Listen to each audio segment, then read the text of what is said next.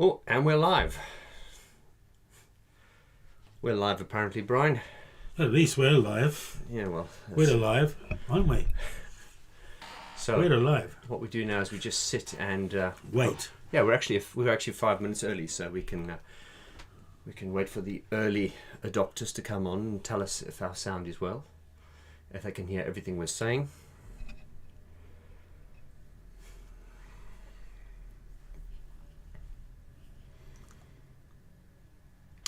Hello, if you have just joined us, we're 5 minutes early. If I may just ask one of you, oh, someone's popped up there. Vanessa, hello. Could I just ask you guys just to give me some feedback? Can you hear us? Can you hear us well? Brian, would you like to say test 1, 2? Can you hear me well? Can you hear me well? Ah, there we go. Storm Chaser says, I can hear you well. Thank you, Storm Chaser. Can you hear Brian? Yes, Paul Flowers says we can hear you. Sound and vision is great, apparently. Oh, thank you. Must be this new filter. Okay, oh, there we go. Okay, wow. Okay, they're all popping on now. Okay, all right. So we'll officially start the sort of official announcement at 5 o'clock UK time. But for now, I just want to thank those you all for joining us. And there's the that's the amount of people that are on at the moment, 52. Okay. Okay, so Brian, how are you, sir? Not too bad, young Vaughn, not too bad. You're looking very rock and roll today. Is there a special announcement or something? I feel very rock and rolly, actually. I feel really rolly. Yeah, I feel pretty good. Maybe I look better than I feel. No, actually I feel better than I look. I know that definitely, and so it's good news for me. I'm feeling good. Rock and roll all the way. Rock and roll all the way. Okay, so just saying hello to everyone here from.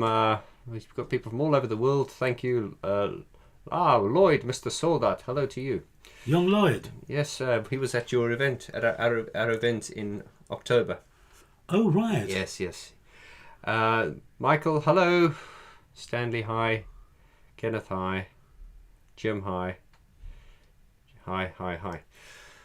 Okay, so the idea behind today's pop-up live stream, I'm glad it worked. You know, sometimes when you plan these things, they don't work. Sure.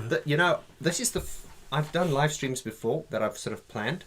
And when I popped up, technically, I just had to abort. But when I pop up spontaneously, that's when they work. Anyway, I'm going off topic here. The bottom line was this seems to be the first planned one that he's working. Oh, that's very good, Vaughn. It's very good, Vaughn. Yeah, sorry. All right, so Brian, so before we get into the sort of official announcement, yes, let's just have a catch up with where you've been. Okay, and we'll actually start that bit of the story in 2 minutes because I just want to give the people a chance. Right. Who are going to come on? There's a lot of people coming on. That's great. We have 85 people on. 85. That's fantastic. Yes, and then it'll get recorded, and then it will, stay on the channel as well. So that's really good. I want to just thank everyone from across the world for spending your precious time with us. Well, me, you. I feel. Actually, Brian, you're a rock star. Am I? Yeah. Someone called me a rock star. Actually, me? Wasn't it? What was you? Was it? Yeah. Okay. It was me. It was me indeed. Okay, so we're coming up just to the last minute now. We've got 103 on now. Hello, everyone. Thanks for joining us on this Sunday, wherever you may be in the world. Come inside. Make yourselves at home, and you are very, very welcome here on the Vaughn George YouTube channel. And we have our live stream today with my special guest, Mr. Brian Griffin. And if you've just subscribed to the channel, I would like to welcome you with open arms. But if you've been with me for a long time, you will know that Brian is a regular face on the channel, although you have not been on for quite some time, Brian, just because we're both very busy here. Was that about 6 months since I was on last? Probably. It may have well been 6 months. Times fly so. That's just a guess. Yeah, I mean, it could be longer. Yeah, it could be. Okay, so where are we on to? Okay, it's 5 o'clock. Right, so We'll officially start now with the live stream. Right. Hello to everyone. Thank you for joining us. It's 5 o'clock, London, UK. So thank you to all of you throughout the world, wherever you may be. And we are here today because Mr. Brian Griffin here, the legendary photographer who set the standard for how album photography should be done. And in fact, not just album photography, any form of photography. He's released how many books? So many, I've lost count. So many books, and obviously he did the album covers for some of the most iconic records of the the 20th century. And I'm not bigging you up; it was. We had Echo and the Bunnymen, we've had Depeche Mode, and in fact, when I went through your pop book, it was like if you weren't photographed by Brian Griffin, then you weren't photographed. Yeah, I certainly did a lot of covers in a very condensed period of time, actually. Yes. So I was doing cover after cover. Everybody wanted a cover by me, in those days. So I was really the man to come to in this country anyway.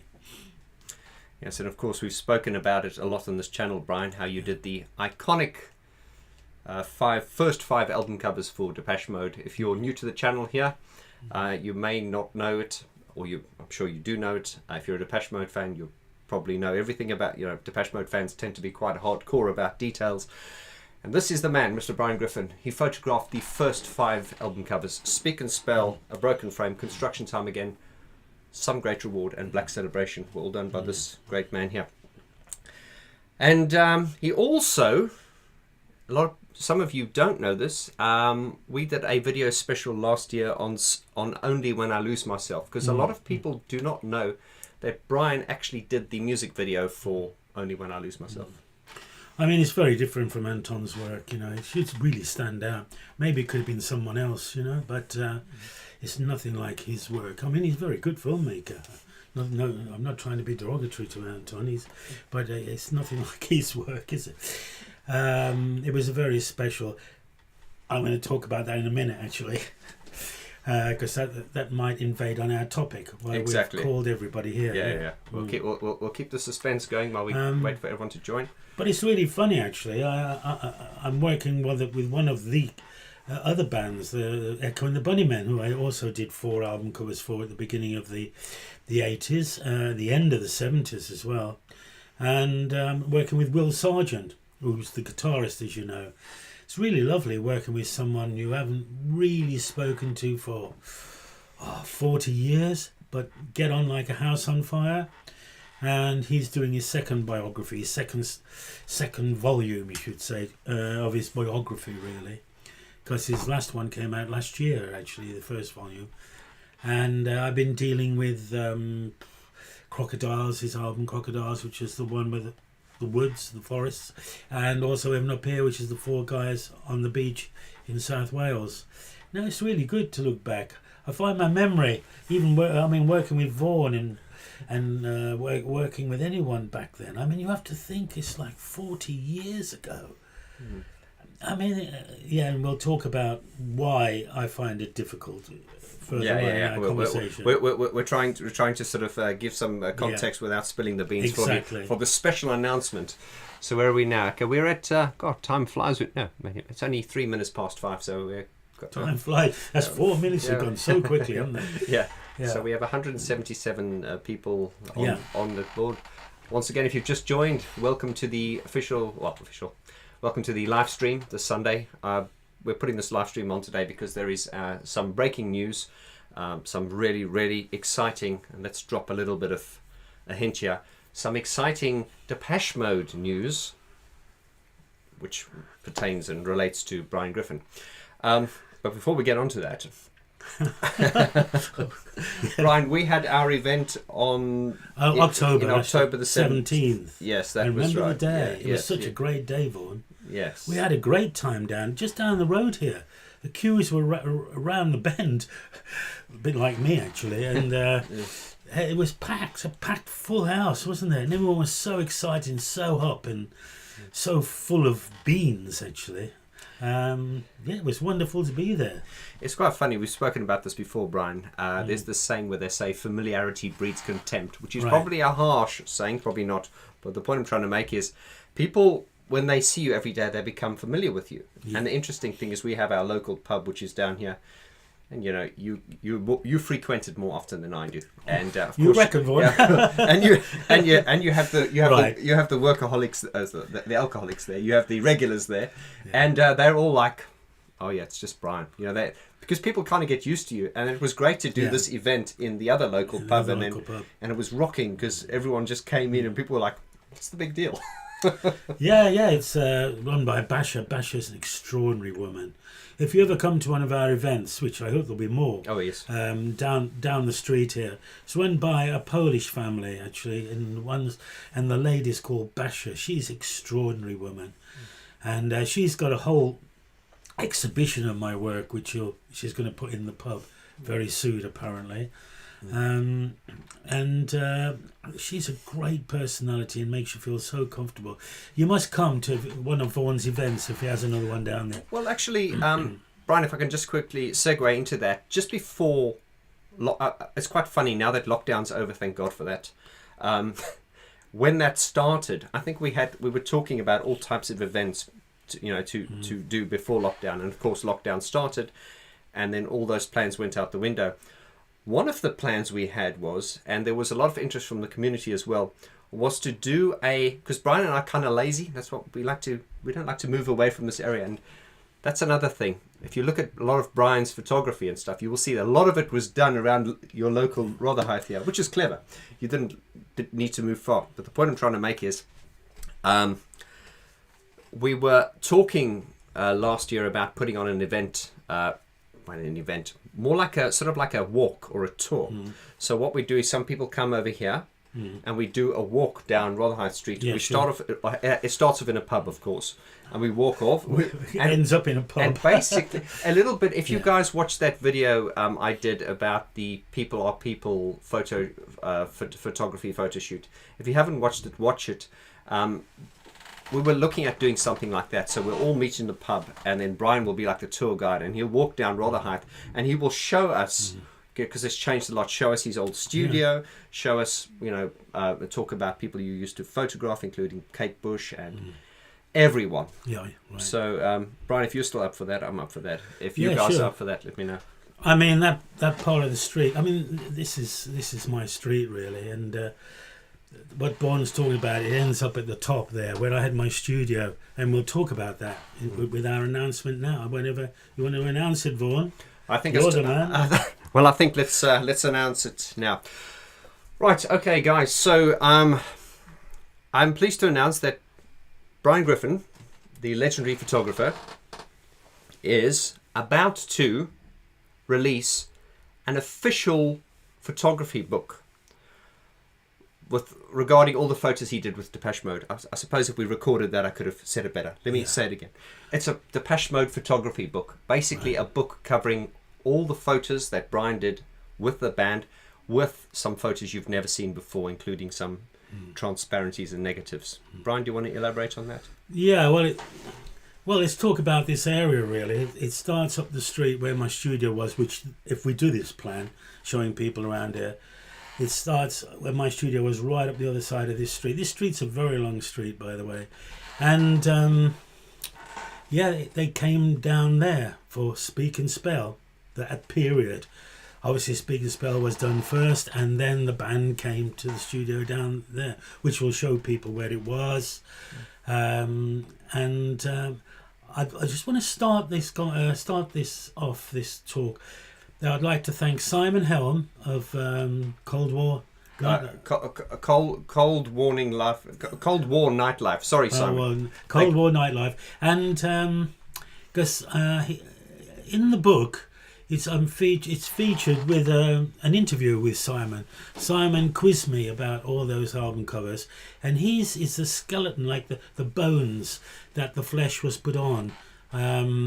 That actual discussion I had with Simon, which he's very kindly let me used part of it in the book. I've dressed it up quite a bit, like what I forgot to talk about, I'm talking about, and I talk more about certain things.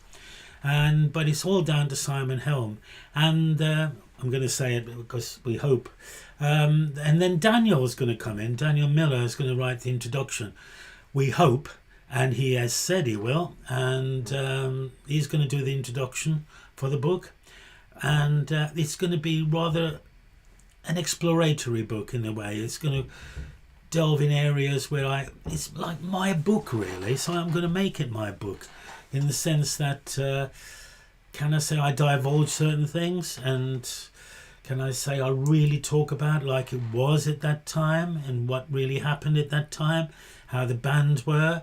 Although I have to say I only met the band in studios all the time.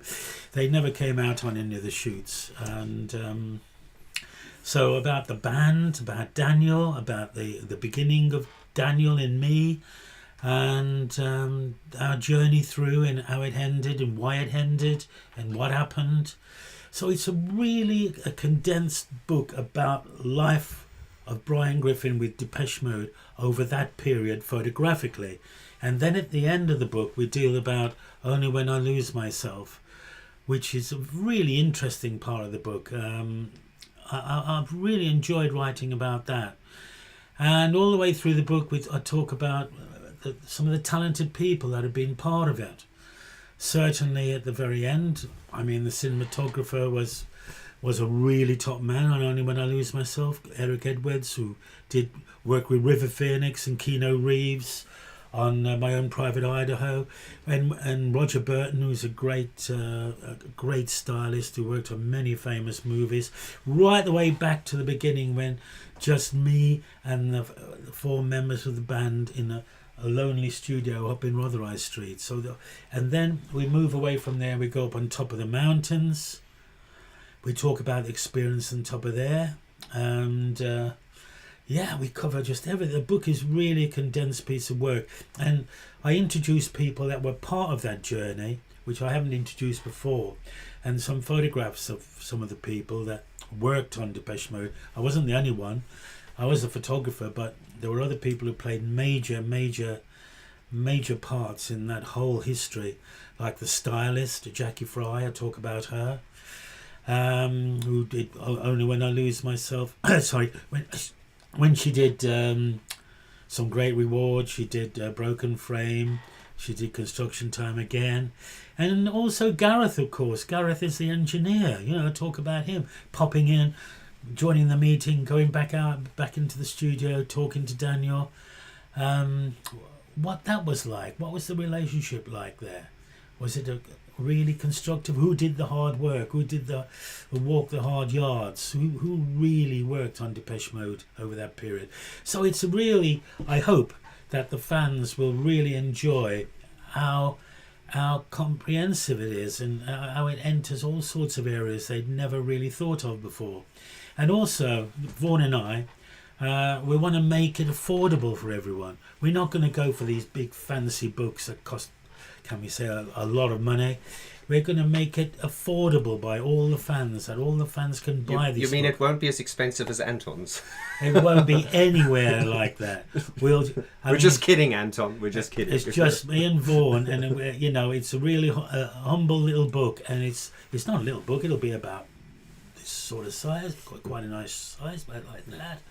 And it's going to be anybody who's a fan of Depeche Mode is going to be able to buy this book. Okay, now, Brian, you've articulated that brilliantly. Okay, guys, so those of you who've just joined this live stream, just to reiterate what Brian is saying, I think this started as a conversation in your studio, Brian. You and I having a cup of tea, and it was kind of, I think, when I said, Brian, you've done all these books, but there's no specific book on Depeche Mode. No. And then, obviously we've got the poster print business and everything, and I've been a Depeche Mode fan for many years, and since I started this channel, and then I connected with this community, I was like blown away by just how intense the fans are. Then of course, I guess what I'm saying is that with all the books you've released, I thought, Brian, why have you never released an official Depeche Mode book? And that is exactly what's being done. But now, what we want to announce as well is that what makes this book special is the fact that we want to get you, the community, involved. And I saw a message from Vanessa pop up there saying, is it going to be available in the States? Well, you know, in this interconnected world, it will be available worldwide. But the way we're going to do this is going to be a cottage industry thing. Really, what's going to happen is I'm going to be dealing with all the, the shipping, and like I do with my vinyls and Gareth Jones's vinyl and stuff like that. So we've got a little cottage industry here. So we want to keep this really close knit with the fans. So our schedule, we don't actually have we're not here today to say to you, this is the book, this is the title, blah, blah, blah. We've actually got a working title, which we're not going to disclose here. We're actually involving you, the community, to make you part of this, because without you, it will not go ahead, because it's not going to be a funded book. So it is for that reason we're going to be running a Kickstarter campaign, a crowdfunding campaign, throughout the month of May. So we're aiming to start that on the 1st of May, and it'll run through till the 31st. A 1-month Kickstarter, and it's really how Kickstarters work is, if you guys aren't familiar with that, is we put it up there and go, okay, this is what we plan to do, and if there's enough interest, if there's not, then it won't happen. So I guess, you know, there's a financial target that needs to be met. If that's not met, it won't go ahead. But then again, there's no hard feelings, there's no hard pressure. Brian has done many Kickstarter campaigns before. I've certainly done crowdfunding campaigns with my vinyl, and it's a great way just to help fans, you know, to get fans connected, but also to make you guys feel a part of it. So once we get the funds to do this, and that will depend on how many of you are interested, that will depend on how many we print, and so really it's your project, you're involved with this, it really depends on you. Well, it keeps lots of other people out of the project, in the sense that that cost a lot of money to some other people. It's just Vaughn and I, just a real small operation, and we keep the price really down so all the fans can afford it, instead of paying inflated prices where in bookshops and everything that take a lot of money, and publishers that take a lot of money, and there's nothing left for the heroes who are the authors. And but this book will just be Vaughn and I, so will be a small amount of money in comparison for what it will be. It'll be a beautiful book, beautiful reproduction. It's got to be exquisite, you know. It'll be a fabulous you to behold. And one other thing we haven't said also is you don't need to come and meet the hero signing his book or whatever. We're going to sign every book that is sold on our Kickstarter, so you will get a signed book by me if you buy the book. So yeah, that's another plus.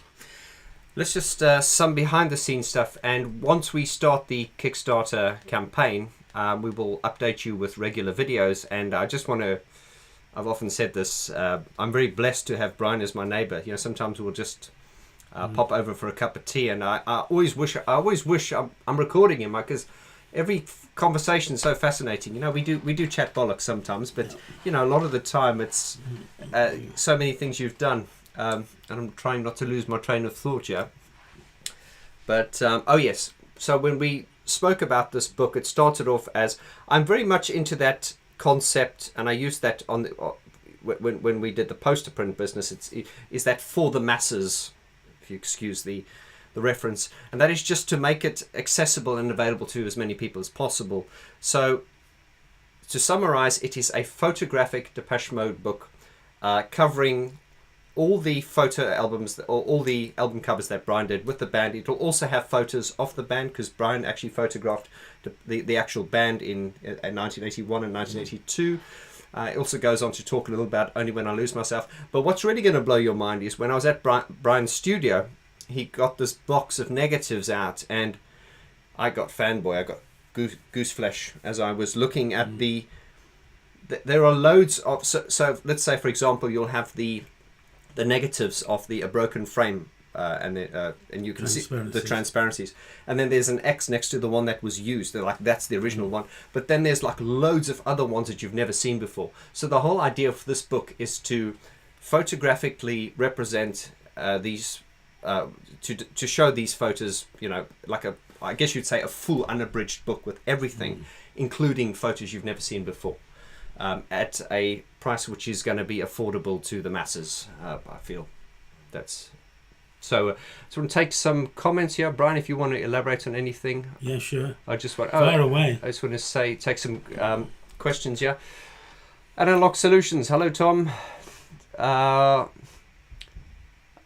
Mark Manny says all the photos and cover artwork. He asks all the photos. Yes, I mean really, because you've got if I think of Construction Time again, you've got all those different. You've got the man with a hammer to the man standing in the mountain. Then of course in a broken frame you've got the lady with a rainbow. So all of those are going to be in there. Yeah, everything. I mean, Construction Time again is a great example, really. I mean, I did a lot of work. I mean, there's probably, I don't know how many album covers in that session of work up in the Swiss Alps.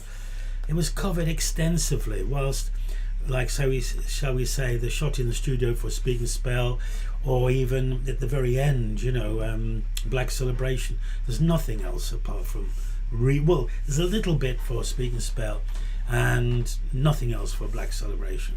But the middle ones, there's quite a bit, Construction Time again and A Broken Frame. There's quite a few images surrounding that. But it's also the people that worked on it and the after effects of it.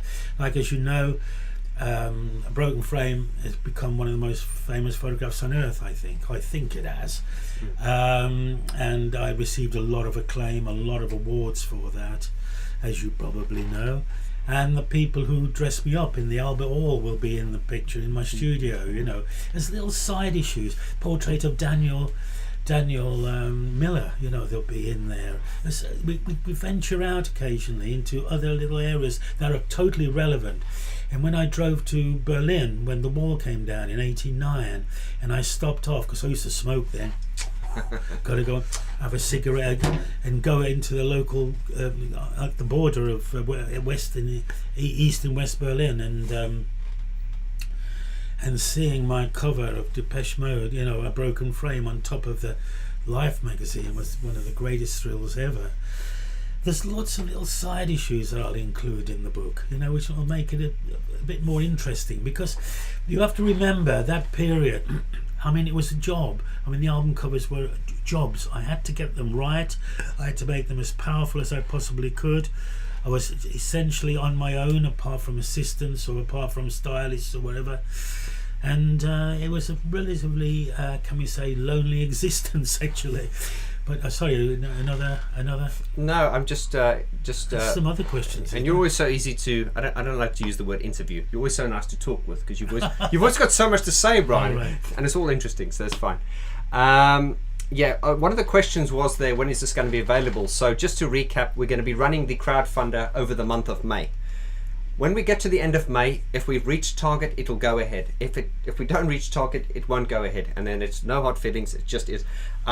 I'm sure we'll get the funding, and I hope we do, because I, as a fan, you see, where this relationship works is he's the man who did it. But I think of this all as a fan. I always like to think, what would a fan like to see? And I thought of it, and I thought, you've got your pop book, which covers your very comprehensive, career. But I would like a book. Not something online, something that I could pick up. You're sitting at a coffee table, this beautiful book, and you pick up, and it's got every single photograph you ever did with the band in it, along with the photos that have never been seen before. So the crowdfunder will run throughout the month of May. Hopefully, if we get the funds, then the production will start. That'll probably take about 4 months.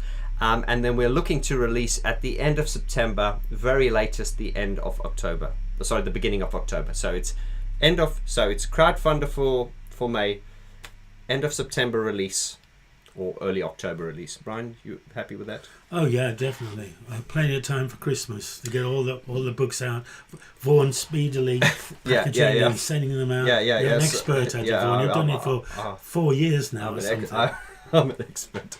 You know, you say as far as shipping goes, you know, I'd like to think we package our things well, but there's this sinking feeling when whether I send you a vinyl or a CD or a print, you know, everything gets a handwritten note. I really put the love into it, but there's this kind of sinking feeling as soon as you give it to the postman, because it's kind of like, I've got no control of it now, you know. Right. And then it's like watching it go away and thinking, will it get there? But so just to answer your question you had there, Vanessa, this will be available in America. It'll be available all over the world. So Australia, New Zealand, everywhere. So South Africa, absolutely, Tokyo, yep, everywhere.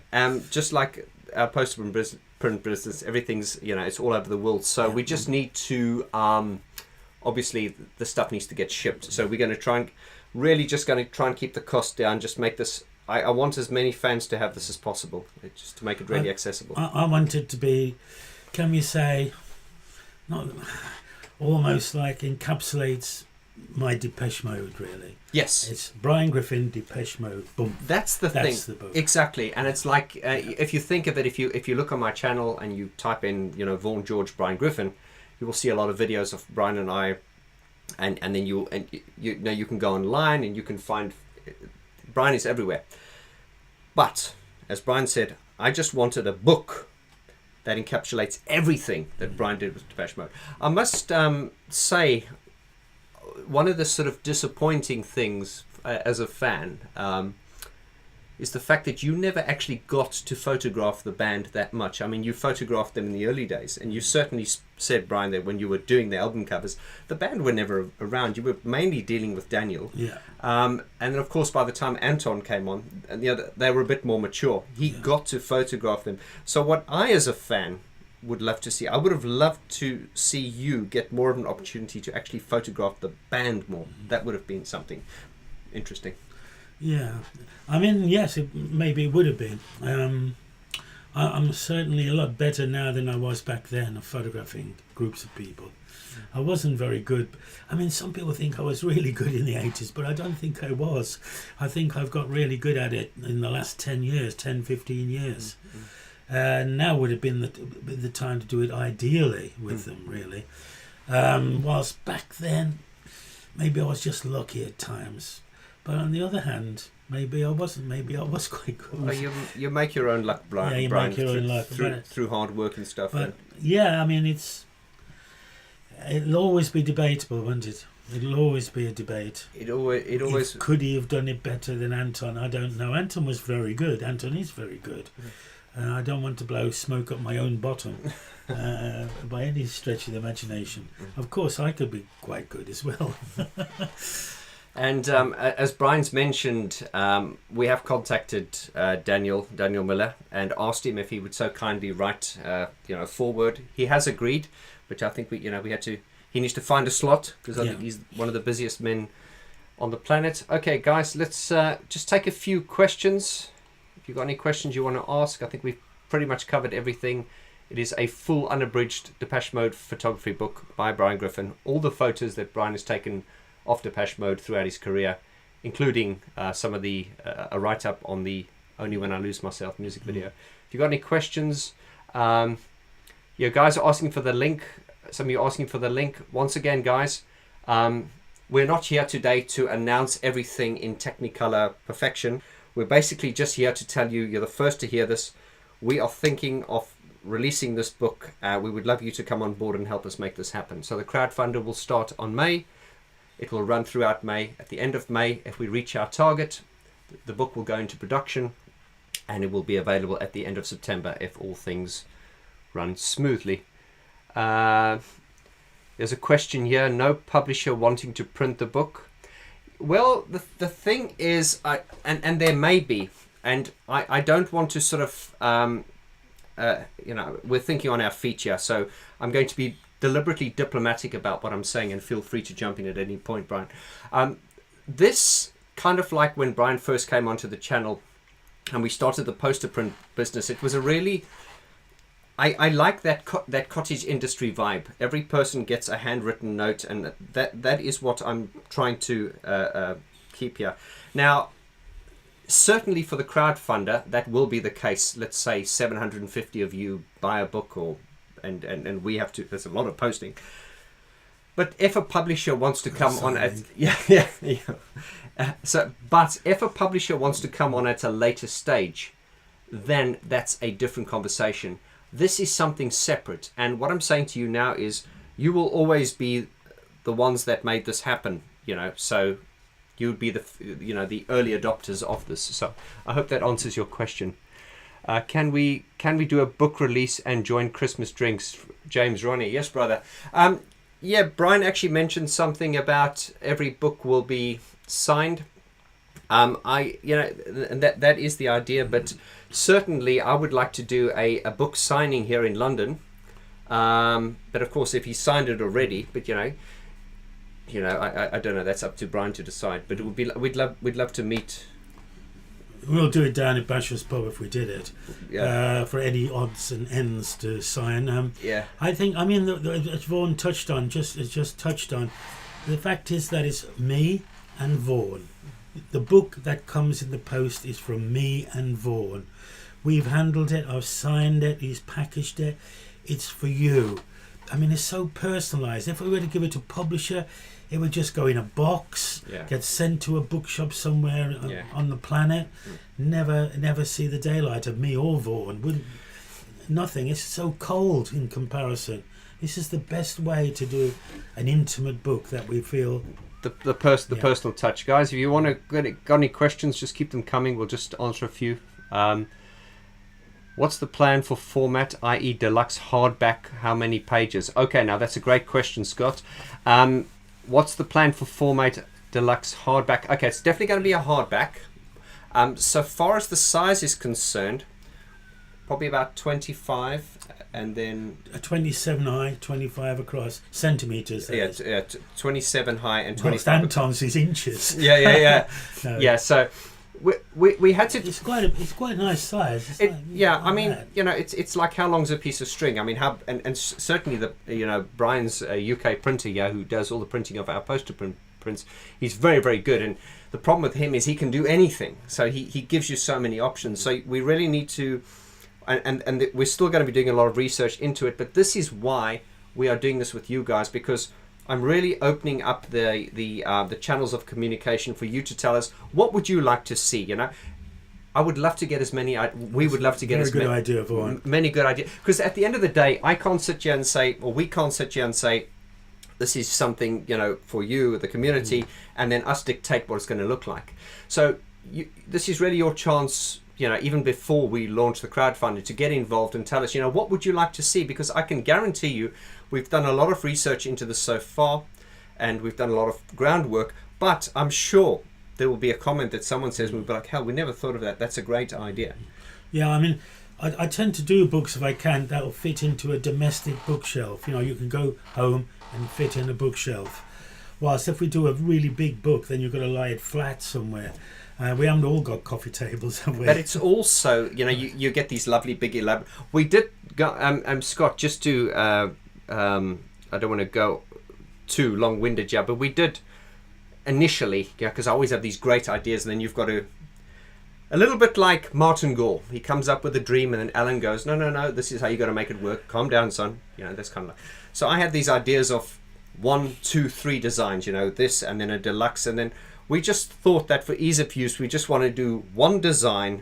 I think Brian decided, let's, instead of getting, one and then a deluxe, just one design that is, accessible and affordable to everyone. And also, this is where the size came into consideration, was the fact that not only for ergonomics and, ease of handling, but also physical size. For sending a book that size to America, the postage is probably going to cost more than the book.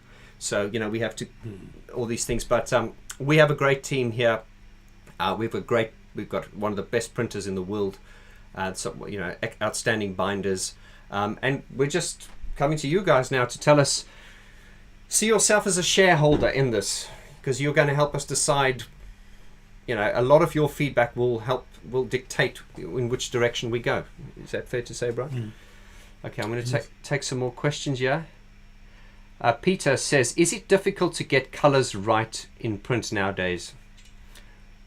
Not really. Because this will be done digitally, this book, yeah? Yeah, digitally printed. And although all the work is analogue, which is interesting, it's an analogue book. Yes. It was all done before digitisation. Yeah. But it'll be digitally printed, yeah. Digitally printed, yes. 007 Nash L says, would you use colour over black and white or mixture of both? Inevitably, there'll be a mixture of both. I mean, the early work I did with Depeche Mode's black and white, for instance. Yeah. And obviously, Black Celebration's black and white. And obviously, the odd image throughout the book is in black and white. But most of the album covers and the shoots attached to the album covers are in colour, of course. Yeah. They're all analogue. They're all shot in my Hasselblad, the great old Hasselblad, yeah. And I think what we're going to do is this is just sort of popped into my head now, and I think if you guys have been following my channel since the beginning, I think my channel's about 4 years old now. Brian was the very first sort of superstar I got on the channel, and we did those talks on all these album covers. So you'll be pleased to know that once we start the crowdfunder, there will be some videos coming out to update you on the progress and everything.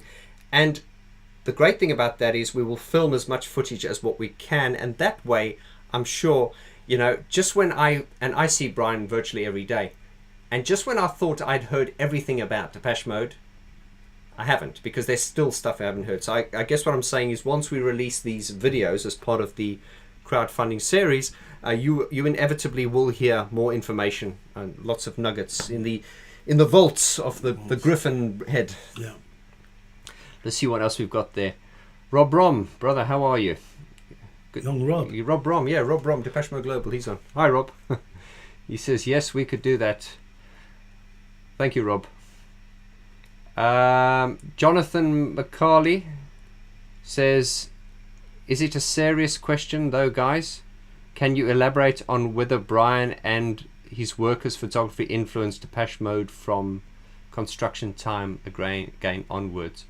And the worker, right? The whole idea of the work, the whole idea of, if you look at all Brian's photo, a lot of people don't know this, but if you look at everything from a broken frame, construction time again, at this time in your career, you were doing a lot of photography regarding workers, so that sort of naturally seeped into this, where. Yeah, and I talk about that. That is part of the subject matter in the book. And of course, you never. A lot of fans are shocked by this.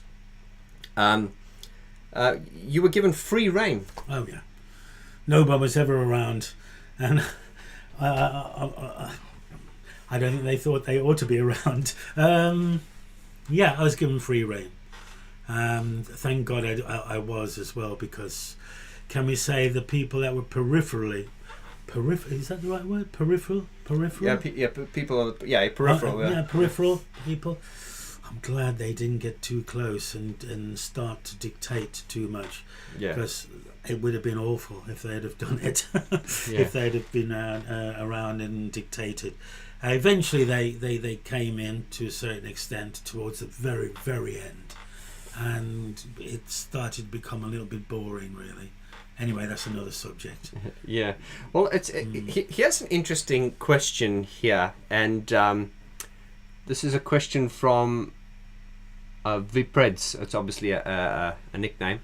He says, how would Brian Griffin imagine the Memento Mori artwork? This is interesting. Depeche Mode's new album, Memento Mori, and with the skull. And I think you and I actually spoke about this, just having a tea once, and this is the interesting thing. While Brian's thinking of whether he wants to answer it or not, it's like fans would really look into like a broken frame and go, what was the brief? And there was no brief.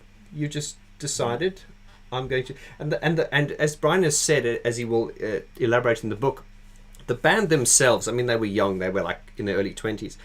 Seemed to have not much interest in that. It was almost like it's got to be done, and we pay attention to it because it has to be done, and we'll give out 5 pennyworth or whatever. Yeah. And I also, every time we sell a poster print through the channel here, I go to Brian and he signs it and we package it.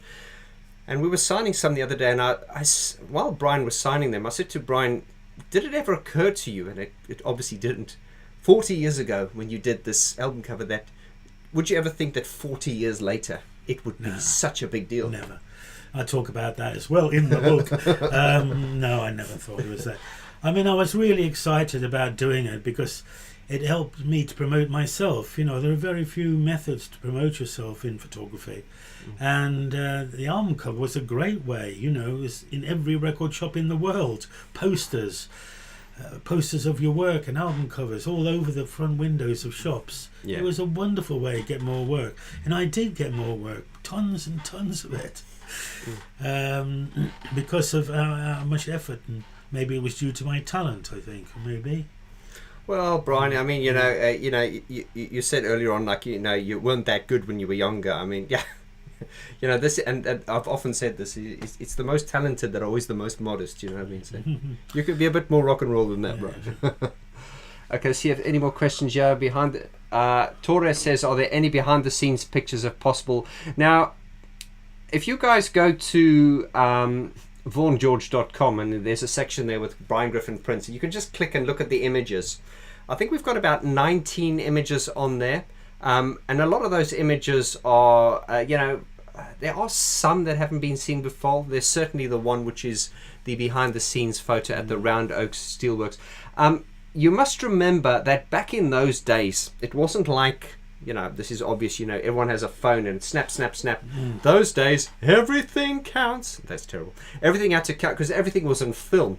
And it's so, and I suppose this is what makes it more valuable, is the fact that at the time you didn't have people walking around going snap, snap, snap, maybe on a Polaroid camera. But this is what makes every photo that you find so, so valuable. So to answer your question, Tore, we are going to include absolutely everything that we possibly can. The goal here is to have a completely, fully unabridged photographic book by Brian Griffin, completely documenting Depeche Mode. Our initial idea was to be just photographic, but then I thought, the more we spoke about it, Brian, we decided, well, it's probably better to, instead of just having the photos, to elaborate. And that's why I want to make a special shout out and thank you to Simon Helm, who's helped us with the transcripts of that interview you did. Simon, I appreciate how much work that was, so thank you very much. So yes, we're going to put in as many. It is my goal, for me as a fan, for and certainly for Brian as well, for a fan to look at this book and go, oh my God, my mind is blown because I've never seen that before, I've never knew that. That is what we want. We don't want people to be going, nah, yeah, and I promise you, especially when it comes to and we'll do a behind the scenes video, Brian, where you've got your box of transparencies, and yeah, sure. you've got that one of Daniel as well. Yeah, sure. Yeah. Stuff that people have never seen before. So yeah, it's because, I mean, you have to remember cameras didn't get the exposures right. If you didn't know what you were doing, it might not come out, sort of thing. We didn't have smartphones, we didn't have digital cameras that were built like small computers to get everything right. A lot of photographs were like dodgy, were done with Instamatics or box cameras or very amateur cameras, and people weren't so keen on photographing everything in those days. We certainly didn't have time to record anything apart from the job that we had to do. Yeah, we didn't have time to do it. We had no desire to do it. Funny enough, more desire occurs these days. People really want to do selfies and want to do everything. But back then, there wasn't that much desire to. Well, the world was a happier place then. It's just like I think everyone's so like, then people were more concerned with what was in front of them. Yeah. Now people are like, they want to capture everything, and in wanting to capture everything, they don't live the moment.